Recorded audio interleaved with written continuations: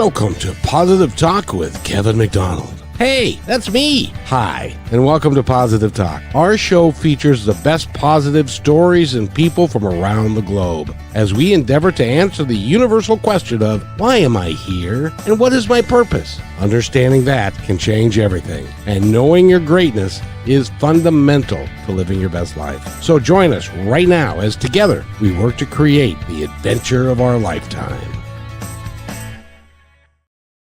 You know, stop me if you've ever heard this before, but we have a great show planned for you today. And Brachelle is right over there. Wait a minute, she's in the wrong place. I've got to fix that and put her in the right place. I'm putting Brachelle in her place. No, it's just on the screen how it looks, and we need to do it a certain way because I'm just anal that way. But I think you might have OCD, but that's beside the point. I don't know what you're talking about. I have no idea. Okay. Brachelle is here, and it is my pleasure to have you. Well, actually, and I've said it on a couple of shows, but you've been elevated to the host. Yes, and I absolutely love it here. So, everybody, I hope you get used to me. And if you don't like me, then I'm sorry because I have a lot to say and I have a lot of questions. But So, everybody loves you, and today we're going to talk with a great friend of the show. She's been on the show before.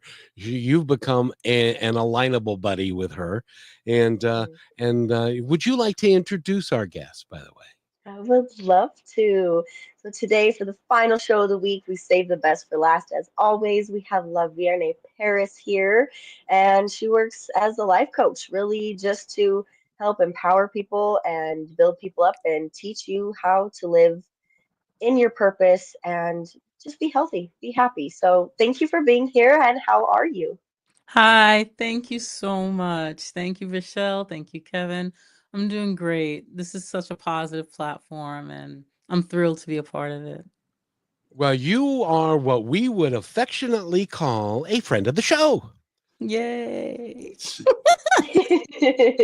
You you're earned your gonna badge. have so you're gonna have to come back again and again and again, um, Awesome.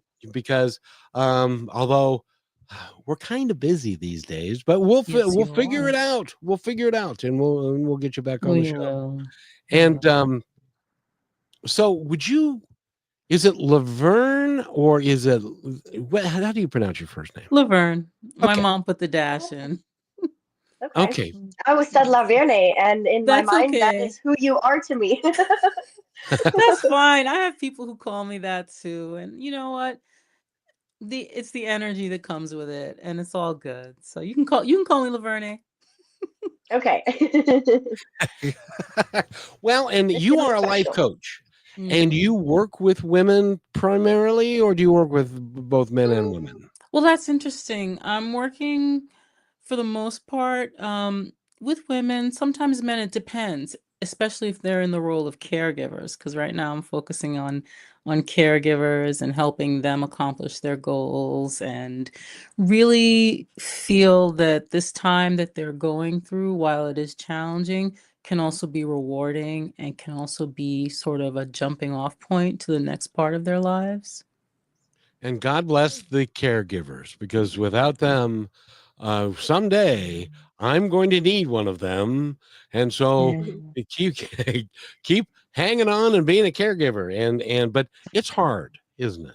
Oh, it can definitely be challenging. You know, as caregivers, a lot of times, and you can say if this is you or not, listeners, you might be living in your robe or your pajamas, wondering when, you're gonna get a break to just sit down and be there for yourselves. And I know what that's like. I mean, this is what I know is true is that being able to not just manage time, but master time is something that caregivers can do. And I have different hacks for that and strategies to really shift our mindsets around time and organization, because these are things that we need, especially when we're caring for other people, to manage their financial, legal, and medical issues, whether they're appointments or documents. and also how to advocate for your loved one, and also how to self-advocate, because sometimes as caregivers, we tend to put, it's our habit, we tend to put other people before ourselves. But self-advocacy, that's something that's super important as well. Why do we do with it? Why do they we do? I actually know the answer to that question. So let me ask you Yeah. another question, um, because I know why we do that to ourselves. Because we were Yeah. always told that that's supposed to be what we do, Yeah. especially women. It's like you need to take care of the kids and the house and the husband and stuff, and you come last. But Yeah. that's a short sighted idea, I think. It really, Kevin, you hit the nail on the head. It really is. Because what I've experienced is that it is more challenging for me to care for others when I'm not caring for myself. So, what I've seen is that if I can wake up, or when I do, when I wake up a few hours earlier, or set aside a few hours at the end of the night just for myself, I'm able to give myself what I need, process the information, whatever information I've learned through the day, I process it, and then I might apply it to another tool or strategy that I might be developing, because we all know this: necessity is the mother of invention. When we need something, we create it. And had I not gone through the experiences in my family with caregiving for two people, I would never have been able to create the tools and strategies that I created. And to do that, I had to take time out. I would literally wake up some mornings, 5 o'clock, 4:30, to be able to sit at my computer and create and transform whatever I was going through into something that could help people, caregivers, men or women, really shift their minds and learn from beyond learn from their experience, but grow through it and help someone else, because it's, no matter what, it's all up here. How we perceive something, we believe it, and then we achieve it. Oh, look, I was rhyming. You did beautifully well, Thank you, and Kevin. Rochelle, you've been a caregiver for a period of time as well, helping. The interesting thing is, I'm the youngest in my family, so everybody else took care of everybody else, and I didn't have to. So Mm, there are a lot of people that are in my boat that are like, "Okay, you want me to be a caregiver? Now, what exactly does that mean? Does that mean feed mm, them? Does that mean clean up after them? Does that mean uh, changing diapers or all of that kind of stuff?" And that, quite frankly, for a lot of us, just scares the hell out of us. We don't want to do that. yeah. Well, that's such a great question, Kevin. I'm so glad you asked it, because what I've seen is that there are so many different types of caregiving. And I don't like to say levels, Rochelle, you because I there? don't want to place one Oops. higher than the other.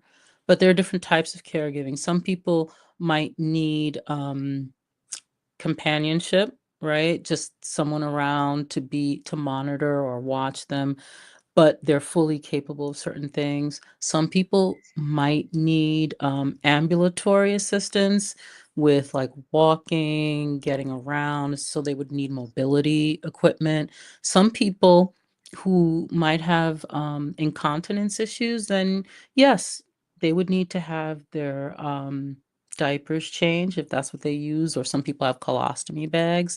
And there are some people who are completely bedridden. So there's a spectrum of caregiving, but what I've seen is that having someone that they love with them, whether it's a friend or family member, it could be anyone, it lessens the emotional burden on the person being cared for, because it's so easy for them to feel forgotten about. And but that type of caregiving, even if you're with them, it doesn't have to be it doesn't only have to be you.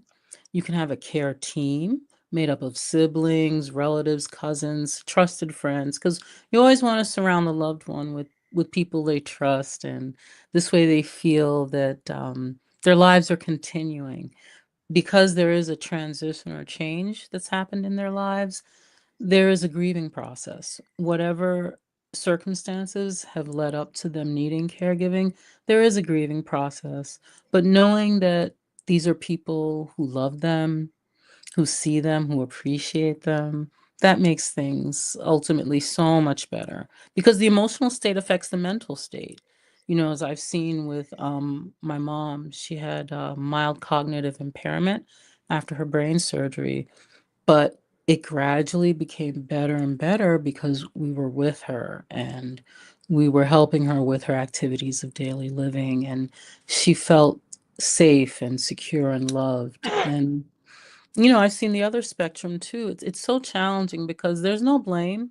People always do their best, and this isn't about blame, but when loved ones don't have that contact, that's when the emotional affects the mental, and you can see a gradual decline in certain activities and behaviors. So that's why I like to say there's a range of caregiving that's needed, but also the family and the trusted friends, when they pool together, it spreads out the activities and makes the loved one feel like everyone is a part of their journey and their care. Mhm. By the way, did I go away for a minute or two? I I don't hope know. No, not. you were a little bit glitchy, but you didn't go away. Okay, good. Good, because you guys did, and I was sitting here Oh, we going, did. yeah, yeah, da, da, da, da, da, and No, it was so my mind has been racing so bad this whole time. I noticed you glitching, trying to pay attention and making sure whether that was your connection or mine. And then as you've been talking, I have had four questions go through my mind. I had to type them Oh, out okay. so that I could just listen. Oh, but you can ask anything, right, Kevin? of course. Yes. So go ahead, Okay, Michelle. well, And I got a question. I got a question too, but you ladies first. Oh. thank you. How polite of you. Mm, I'll just ask the first question that came to my sure. mind was, how has caring for others helped you learn how to care for yourself Rochelle, better? thank you so much for that question. Caring for others, specifically around time, it's made me very firm. And it's still a constant renegotiation because how I feel about time, Yeah. like today, might change versus how I feel about time tomorrow. This made me very settled in my mind. In the mornings, I need an hour to 2 hours just to myself. Just to myself. So, like I said, sometimes I'll wake up earlier, but if I'm not able to, the time then goes to nighttime, uninterrupted, which I tend to prefer because I'm a night owl. So it's really made me focus on my boundaries and really differentiating what I'm going to say yes to and what I'm going to say no to. And as time has progressed, I've been increasingly saying no to more things in terms of how it makes me feel. If it's a situation that's going to take up my time and energy, then it's a no. But if it's a situation where I feel that I'm gaining something from that's going to make me feel good, that's going to increase my energy level, then I say yes. And another way it's made me more aware of myself, and trusting myself enough to say, I'm going to step back for a minute and think about it. So Mm, before saying yes or no, I also say I need to think about that. Because what I've noticed is that with a lot of caregivers, it's very easy. We're very quick to say yes mhm. because we're used to being there for others. But even Yeah. taking that 1 minute to say, I need to think about that, is very empowering because I found myself saying, really weighing not just whether or not I wanted to do it, but the pros and cons for my energy. Mhm. So really those two ways. And I'm so glad you asked that because it's made Yeah, me of so much more course. aware. Taking care of people, even for me, like on the other side of it, has changed the way I eat, the way I take care of my hair, my skin, the way I talk to myself, the Yeah, limitations that I put on myself. Through taking care of people, you see so many aspects and things in their life that that's right. kind of got them to the point of where they're at and how they feel about that, whether they can control it or not. And I don't know, I wouldn't even say that it's humbling because there's so much of a lesson to it that's like, I love how you mentioned stepping back and reevaluating that, because can I even fully give you what you're asking for right now? And is it Yes. available in me? Because there's so many times I just like you said, yes, yes, yes, and I just wanted to help everybody. I wanted to change everything more than I knew I had the power to do, and I was just exhausting myself and kind of just stirring chaos instead of just stepping back and being like, Mm. I don't have this in me, and I'm going to trust that someone or something else is going to handle this situation better than I know how, or I'm available to. 100% correct. Oh, Rochelle, I agree completely. Isn't she It, good? oh my goodness, phenomenal. You two are the So best. we need to take a quick break, and when we come back, I want to talk about the other side of the coin. Although Michelle's got more questions, so we'll go through her questions Okay. first because they're so good. And But then the then other side of the coin. the other side of the coin is I have lived my life very self-sufficient. I Mm-hmm. cook, I clean, I know what I'm doing. To be bedridden and to need somebody's care would Yeah. be something that I'm not sure I could do, um, Yep. because I would end up getting well, we'll talk about it when we come back. At Okay. 67 years young, I never thought I'd feel this good again. But thanks to Purium's Ultimate Transformation Lifestyle, to date, I've lost 37 pounds and gained energy, confidence, and a whole new outlook on life. This isn't a diet. Purium is a complete lifestyle change, giving me all the natural, organic, nutrition-packed superfoods that fuel my body, crush my cravings, and help me burn fat naturally without starving myself. No gimmicks, no guesswork, just a simple, proven system that works. Superfood shakes, detox support, and real results. If I can do this at 67, imagine what you can do. It's your time to feel better, look better, and live better with Purium. Let's do it now, and let's do it together. Go to www.positivetalkradio.net and click on the Transform You to get started. That's positivetalkradio.net. Transform You.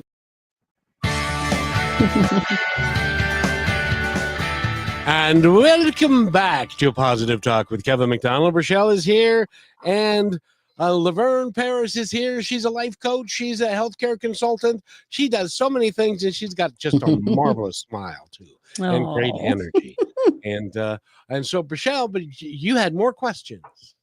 Yes. Well, first I want to say I know I introduced you as a life coach, and I was completely unaware of this entire new path that you've gone down with Oh, that's experience with okay. healthcare. And I honor you extremely because Oh. as a person who will care for anybody in any situation, it's hard to recognize where you're at as well, and kind of just like remember what you need. Like I gotta brush my Oh. teeth, I gotta eat, I gotta drink water. So I think that's very valuable. And I one of my questions was kind of just how taking care of another person changes your perception, which we pretty much touched on very, very, very nicely. But Mm. my other question, you were talking about all these systems and kind of these disciplines and things you have with yourself. Um, Through those systems that you have put in place, have you ever Mm. stopped in the middle of something? And because you said you recognize then there's a new system you need to put in place, and kind Mm. of how that's worked for you and what you've learned and been able to help other people with, because a Yes. lot of times you're taking care of other people, they're not always happy, and you have to try to be that light for Yep. them while you're also trying to be that for yourself. Yep. And so kind of just explain your systems and what you've learned Sure. and how it's created new paths. Yes. I'm so glad you asked this, Michelle, because what I've seen and through with my experience with my mom, and I'm going to use her situation.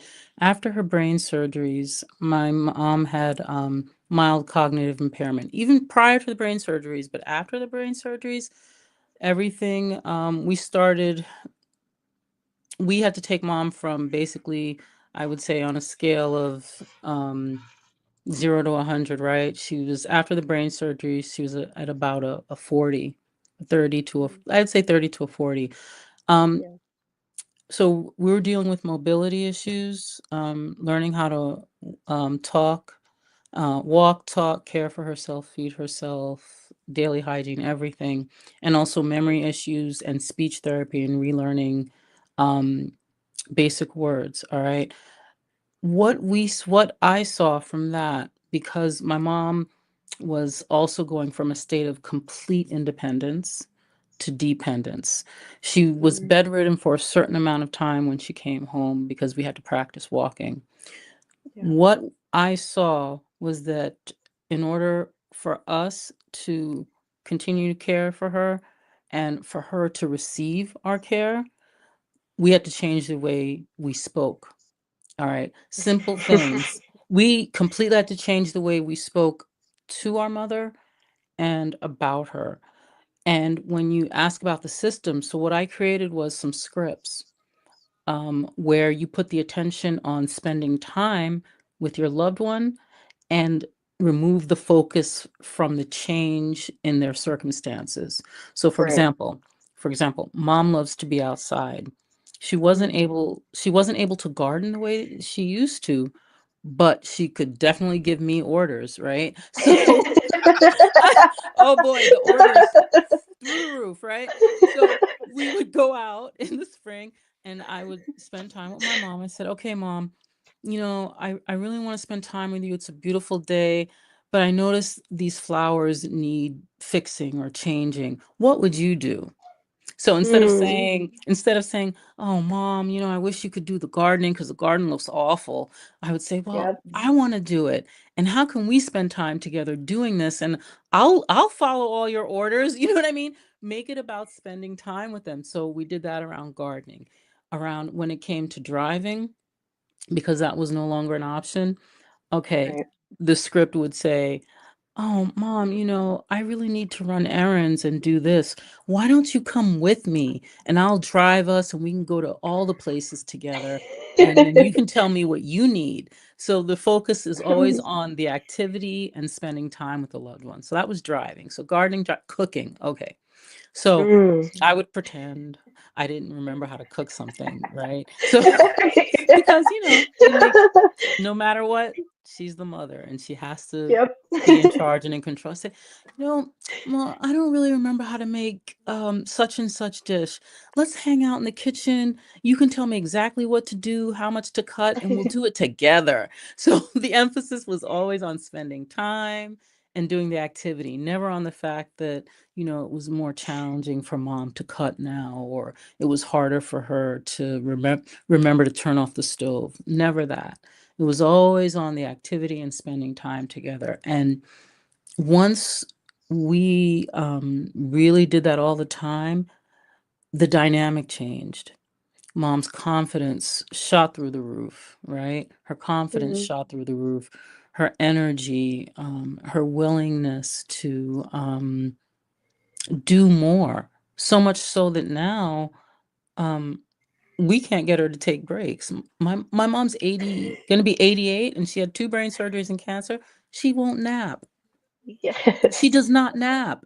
Do you know what it's like being around someone who is so amazing? I love her to death, but she won't nap. She will run herself ragged, but because of that, it's so you'll see it, the snowball of the energy, it will pick up, but that was definitely one system.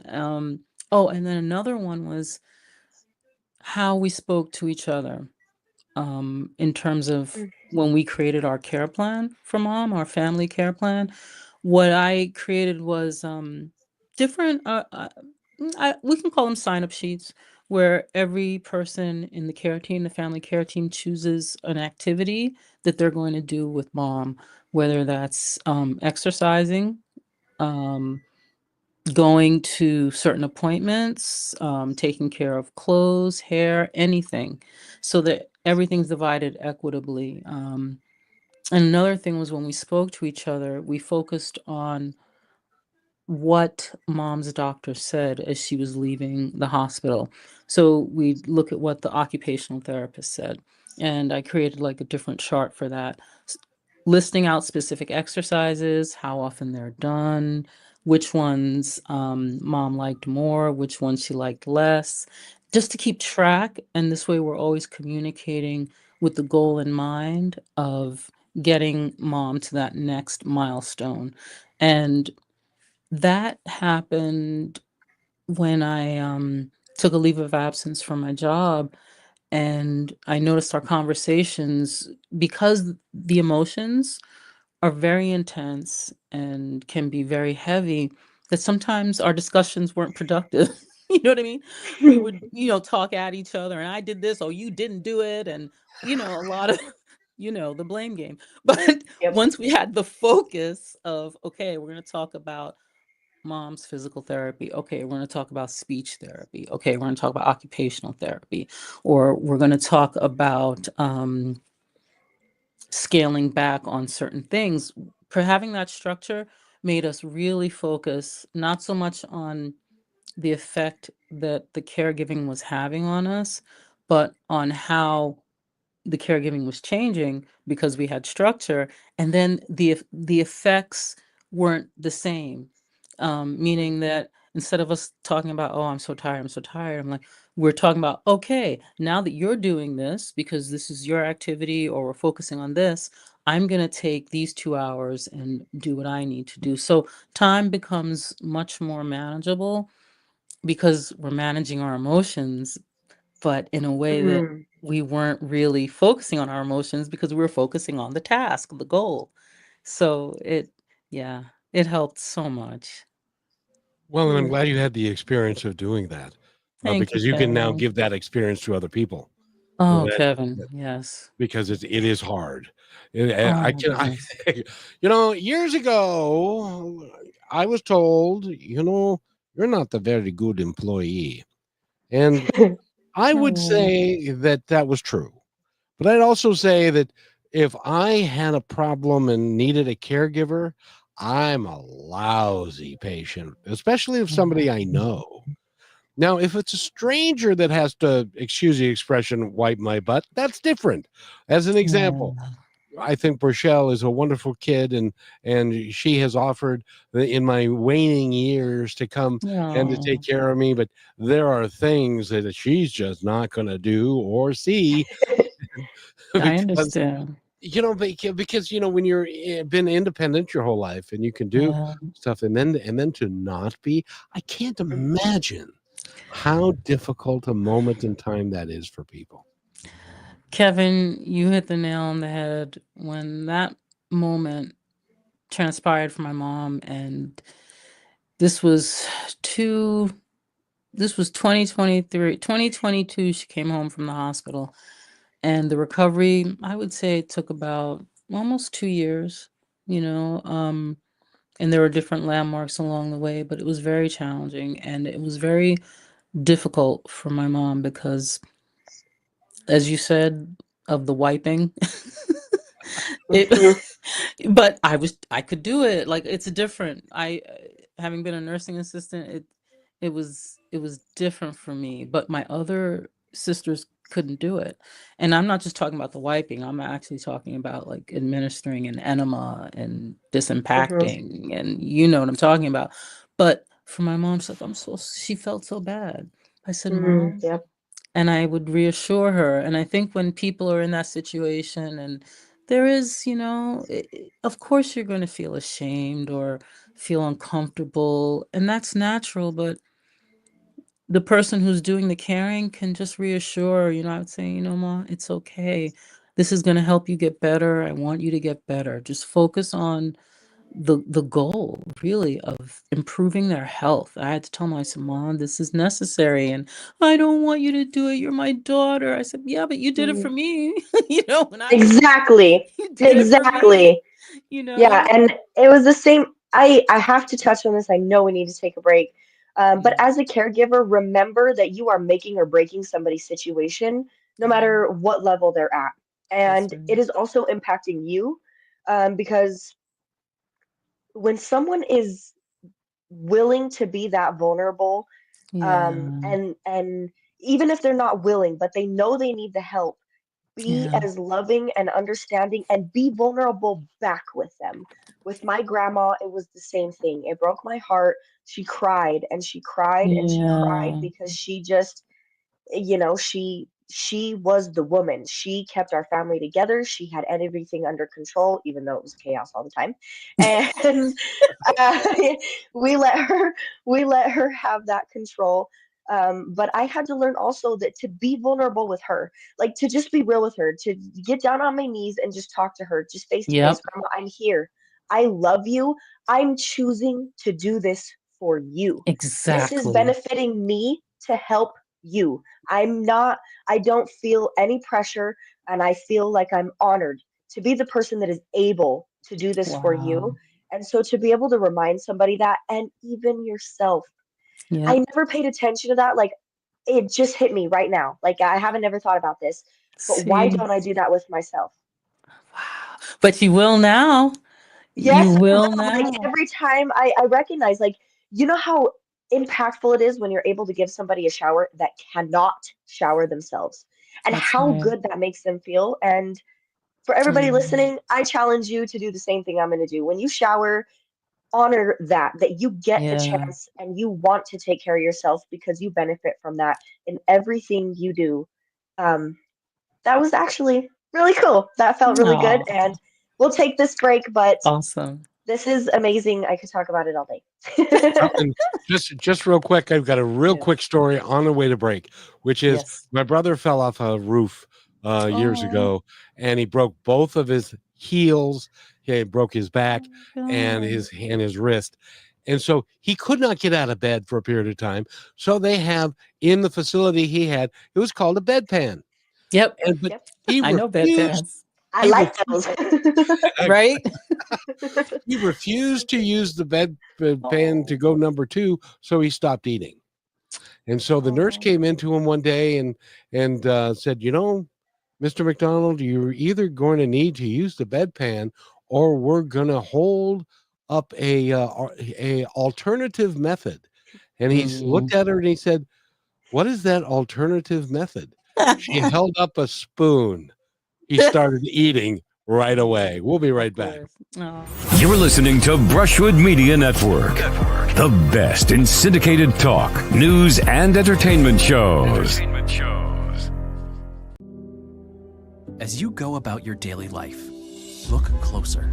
As you gather with family and friends who love and support you, look closer. There are youth right in your community who don't have the home, warmth, and healing you have. So look closer. Every year across America, a staggering 4.2 million youth are homeless or trafficked. And for 50 years, Covenant House has worked relentlessly to keep them safe and protected. Tonight, 2,000 young people will sleep safely in a Covenant House bed. And tomorrow, they will wake up surrounded by love. They get clean clothes, hot meals, medical care, and a safe place to sleep. 24 hours a day, 7 days a week. In sites across America to help them fulfill the great promise of their lives. So look closer at Covenant House. To help or get help, go to covenanthouse.org. And welcome back to Positive Talk with Rochelle. Rochelle's over there. My name is Kevin McDonald, and La-Verne Parris is down there. And by the way, as we left going to break, I said the nurse held up a spoon. I'm going to leave it to your imagination what she was going to have to do with that spoon. Oh, wow. But Rochelle, you're asking some unbelievably great questions. Do you have another? Please, ma'am, may I have another?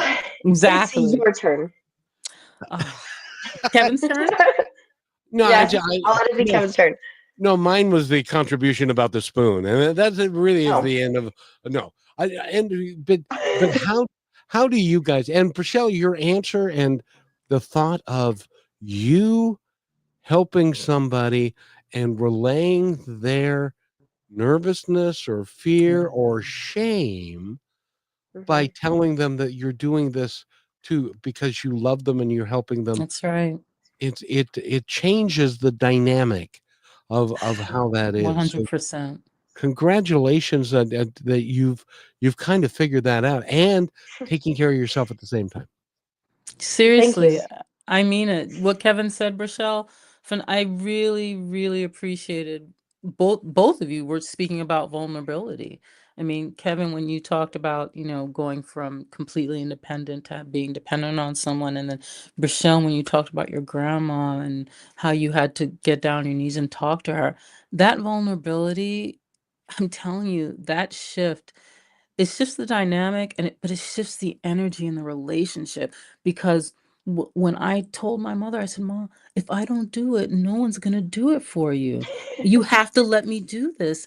And I said, "Please." She's like, "Oh," and the tears and the crying, but it made us so close. It made us so close, and it's that shared humanity that you're both talking about, that shared humanity, and that we don't have to be perfect for the people who love us to love us. That's, and sometimes we think we do, right? But then when something like Mhm. that happens and bodily fluids and things and biomedical waste, medical waste, whatever it is that you're dealing with, we're human beings and our bodies are just machines.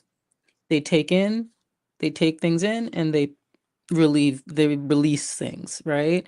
But your mother, your grandmother, the human being, the woman who's such a force in your family and in your life, she needed you. And you gave her what she needed by sharing with her and literally saying, "Let me do this for you. I love you." Yeah. There's nothing like that. There's nothing like that. I mean, there are many forms of love, but Mm. that type of devotion and sacrifice is it's something that the loved one always remembers. They will always remember Yeah. that. Well, I've tried to make sure a big thing that I hear a lot of caretakers say is, I owe this to you. No, we don't owe Mm, each other anything. I don't care mm, if you've done more or I've done more. And in a that's way, I could right. have said that, of course, like, I owe you this, Grandma. And with many other people, even with animals, I'm not Yeah. kidding. The energy that you reciprocate to an animal is the same way you would communicate with a human. Yeah. And also, I think it helped me be able to communicate with other people about what she was Mm, going through and how she was feeling, and also laying down boundaries when she was no longer in my care and we yeah. passed her over, and I had to trust that someone else was going to take care of her in the way I could. They hated me. And it was because they knew, they knew That's that if okay. you don't hold up to my expectation that I've set for the That's woman I right. know deserves this, I will light this place on fire. Like, don't Good for make you. me mad, And being able to stand up for her taught me That's how to right. kind of do that for myself too, because I'm like, grandma taught me through what I'm learning through her to hold that respect for myself, That's like, right. you can't, I don't care if you're a new nurse. I don't care if you're tired. I don't care if you're hungry. If you chose this line of work and you are incapable of doing it, don't show up, That's because right. the impact you're having is so forceful. And for someone else's family to lean on you, like for the rest of my family, even, like, there was a lot of, are you sure you can handle this, Rochelle? Don't push yourself out too far, and there was people were Hmm. concerned about me. And I said, no, no, no, don't you worry about me. You need to worry about yourself. Because if you were capable of taking care of her, you wouldn't question me, for one. And for That's two, right. you'd be offering to step in when I couldn't do it. That's right. And I don't know, there's so many aspects to this. They're so powerful, but I loved how I was able to help other people with her because I Mm, was able to just allow her to be vulnerable. Like, Grandma, this is your body. Like, did you do that to me when I was a baby? No. mm-hmm. Why am I going to do that with you? And even when she started, she got dementia, it kicked in, and it took over. I Yeah. talked to her as if she was there the whole time, That's and right. I made sure other people did the same. So holding those expectations That's right. and on other people That's is right. very, very inclusive to how that relationship goes and how it affects somebody in their healing. Listen, you're 100% correct because what I've seen is that there's no barrier to dignity and respect. The Nope. loved one will always feel it. They will always feel it. And I it's so funny because I remember when my mom was in the hospital, they gave her a drug. I can't remember the name of it, but it caused hallucinations.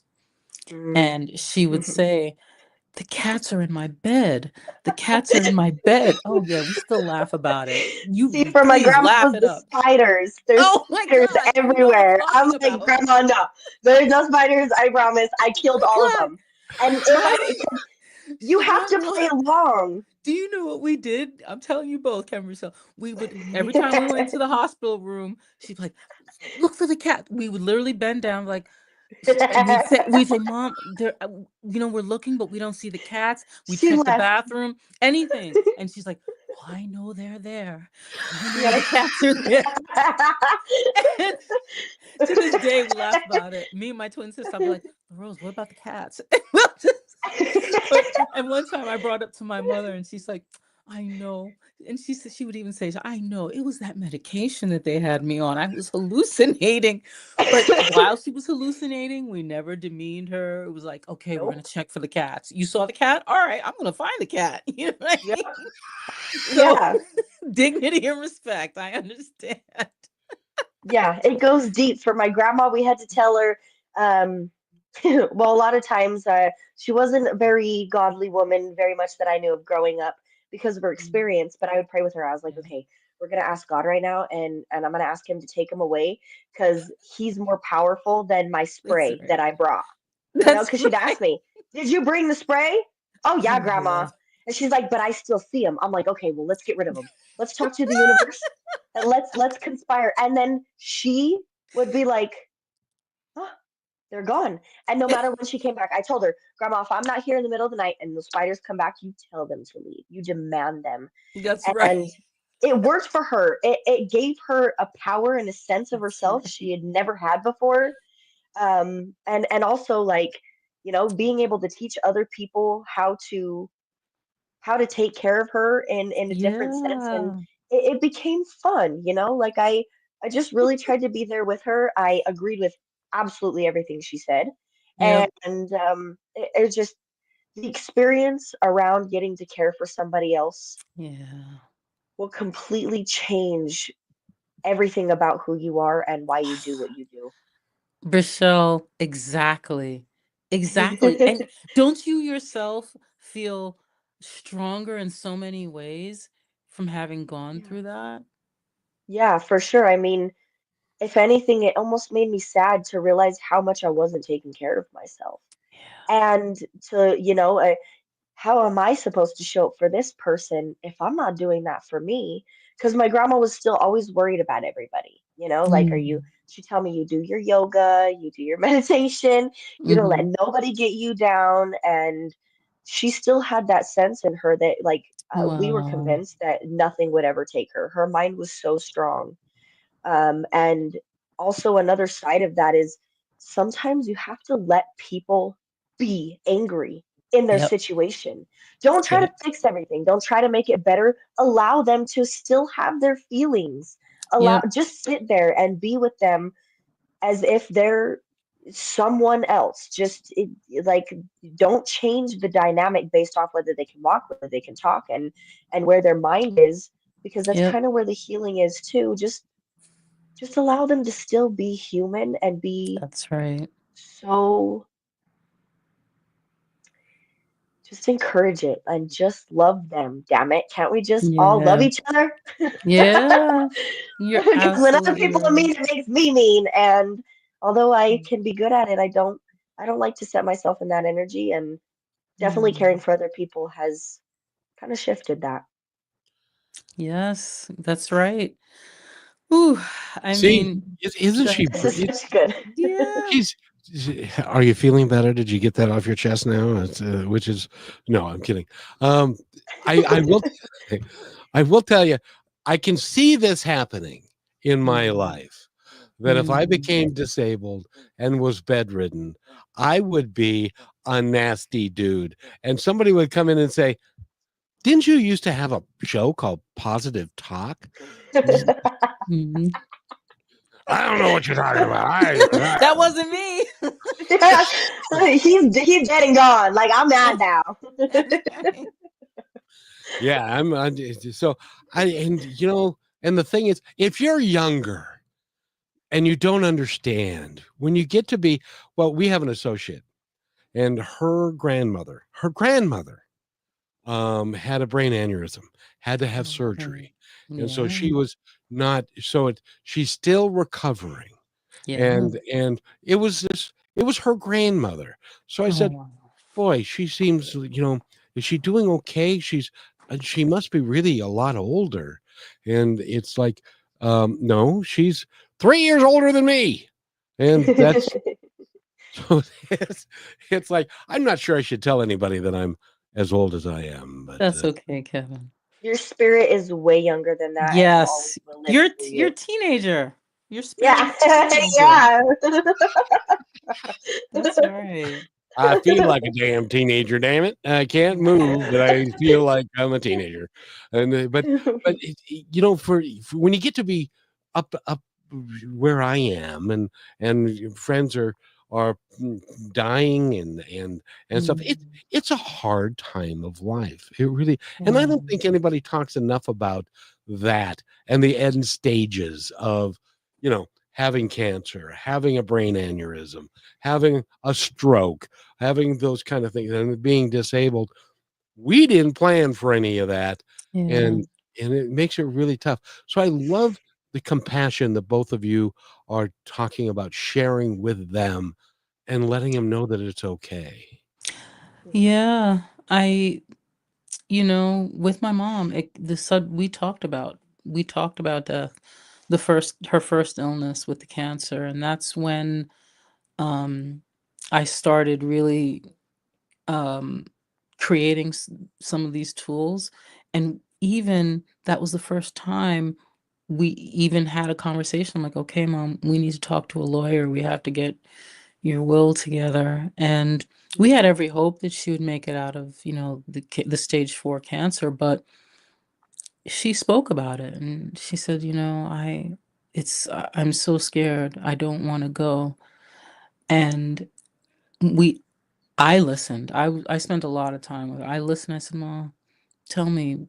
I asked her, what does it feel like? Do you want to describe it? Do you always checking in with her? Do you want to share it? Do you want to tell me what your fears are? And Mhm. she said, I don't want to leave Nikki. And that's my brother who has special needs. He has autism and intellectual disabilities, and that was her biggest fear. She said, I don't want to leave Nikki, but then she said, but I know you and Mm. LaRose will always take care of him. And she said, but really, I just don't want to leave. I'm not done yet. That time, that feeling of time, not having enough time and being confronted with that frightened her the most. And that gave me a new lens to look at things. I mean, still, of course, advocating for myself and giving myself boundaries, but also just compassion, Mhm. because whenever she was upset or she would lash out or whatever, I'd think about it and I'd say, okay, and I would ask her, I was like, is this because, you're facing your fear of death, or is it just because you want to get on my nerves? You know Yeah. what I mean? Yeah. I'm like, is it just because you want to pick at me? And she'd say, Yeah. okay, you're right, Laverne. I'm just being Well, I love that annoying. you were able to be there. Like, just tell her, Mom, I'm right here. I'm right here with Yeah. you. We're gonna do this together. And it gives her the safety of knowing that when she's not here, you will Yeah. be there because she sees what you're capable of and what you've been able to give to her. And I think that was a big thing with my grandma. I was like, I don't know what to do. I can't leave all of you kids behind. And what about my boys, like my dad and my uncles, which are like off the walls. And I'm like, no, grandma, don't you worry about it. I've got it. That's If I right. can make sure that I can be here for you, I'm Yeah. gonna step into that power when you're gone, and I'm gonna keep us all as solid as I can. And I know we have a quick break, and there's so much to talk about. You have to I come back, know. but I'll let Kevin finish up the show and ask any questions he wants. Okay. Oh, stop it. You're doing beautifully well. And Thank You're you. doing amazing. well, we need to take a real quick break. And when we come back, I would like to touch on Sure. the conversations that you had around somebody who is either dying or well, is dying, and that we as a culture don't handle that well. I No, would we like to talk don't. about that when we come back. Last week, Brandon met a girl on a dating app. One day after work, he finally found the courage to ask her out. No answer. He started to panic. Was he being too pushy? Maybe it was too... Hey, sorry I didn't respond. I was driving. I would love to go on a date. How does tonight sound? Brandon tried to play it cool, but inside he knew. A girl so smart, so responsible. She must be a keeper.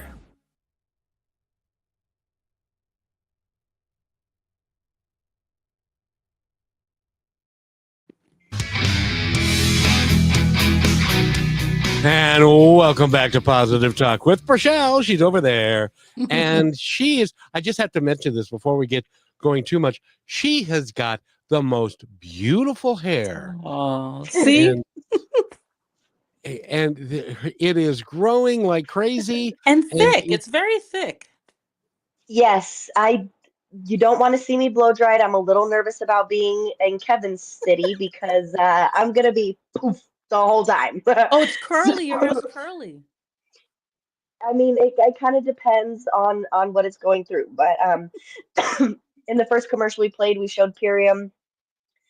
I loved it myself. I saw what it was doing from the inside, but hearing people from the outside, like my hair is extremely long, my lashes are curling, I have to cut them, and Oh, I this is actually the first show that I've ever completely been comfortable with myself in and had not a single ounce of anything on my face. So wow. feels good. Awesome. and that's Purium. Go to positivetalkradio.net and the Transform You button is there, and you can go look at all the products and you can figure out that for yourself. But in any event, I wanted to touch on because sometimes when people go into that kind of care and when you're giving them care like that, the outcome can be final. Yeah. And we do a really particularly crappy job of dealing with death and all of the things that go along with it. And I would love your opinion on how. I know you had a discussion with your mom, and she's still with us, by the way, right? Yeah, she.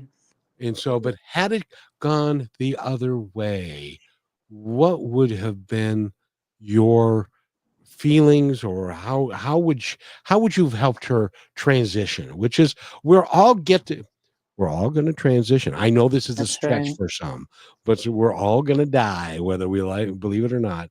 How Yeah. would you help someone being a healthcare giver like you are? How do you help somebody understand and to help them prepare for that transition? I have to tell you, I really appreciate the question because it is so deep and it is so it's real.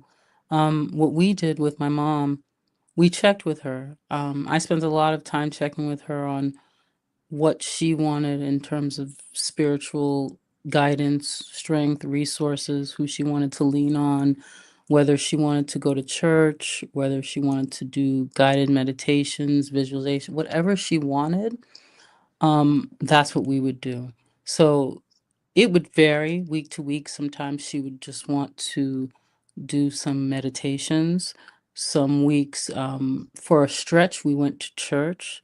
Sometimes she would talk to a counselor, but mostly she wanted company with whatever she chose to do, with whatever it was, whether it was going to church, going to speak to a counselor, or doing some type of guided meditation with somebody.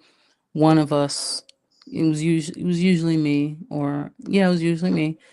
I would accompany her. So when anyone's going through that, those feelings, I remember my mother's feelings of complete loneliness because she didn't have my father with her to go. They thought they would grow old together, and transition and experience those things with not just aging, but with nearing death. She felt lonely. That loneliness, that's something that to this day I give her so much credit because yes, she went through it, but and yes, I was with her, but still it was her. It was her experience with death. It wasn't mine. I was there with her to be a source of support. I would listen and just be there with her, whatever she wanted to do. If she wanted to cry, if she wanted to yell, if she just wanted to sit off by herself, but just it's what the person wants. This is their experience with death. And you're right, I we don't talk about it in in this country, yeah. and we need to. It's very antiseptic, I want to say, because Yeah, there are when my mother passed away, and she passed away in her bed, yeah, and she was found the next morning, and so when rather than doing what they did 100 years ago or 150 years ago, whenever it was, when they would then the family would be responsible for taking care of her and to make sure that everything was okay as far as her arrangements and stuff like that.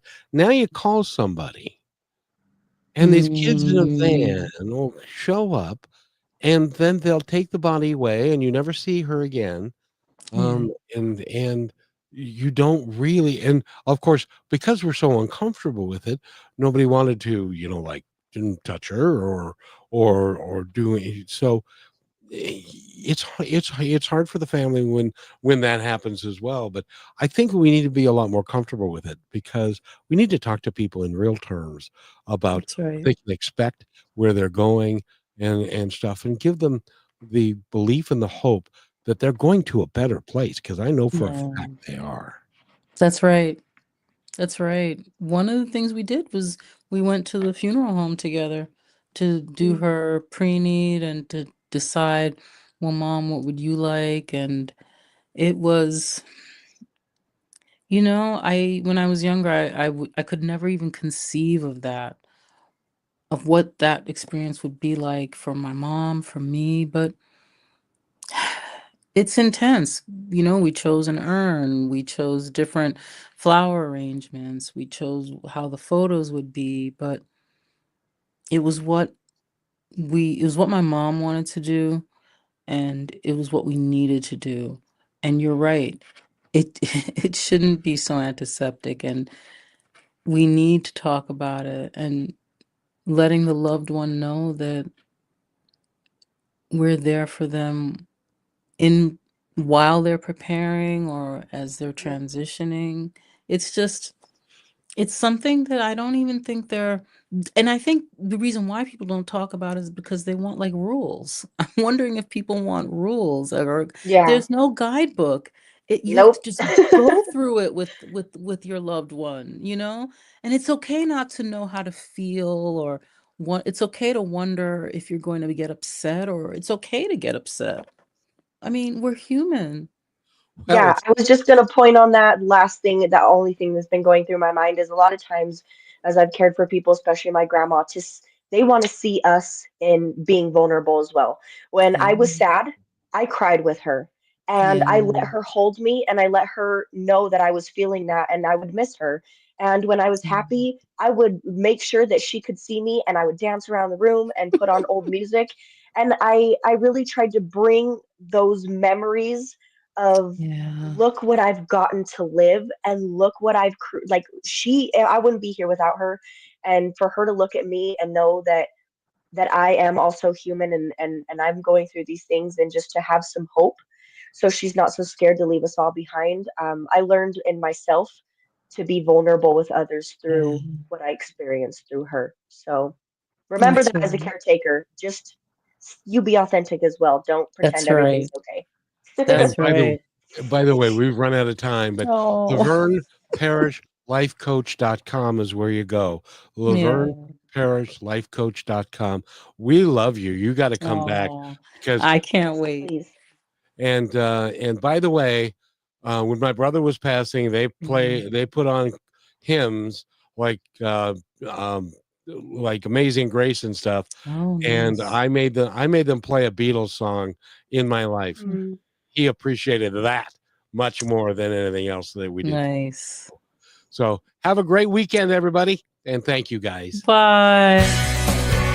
Thanks for listening to this episode of Positive Talk with Kevin McDonald. Our purpose is to provide everyone with a positive, entertaining, and educational experience. I would love your feedback and comments about the show, including possible topics and great guest suggestions. Please email me at kevin@kmmedia.pro.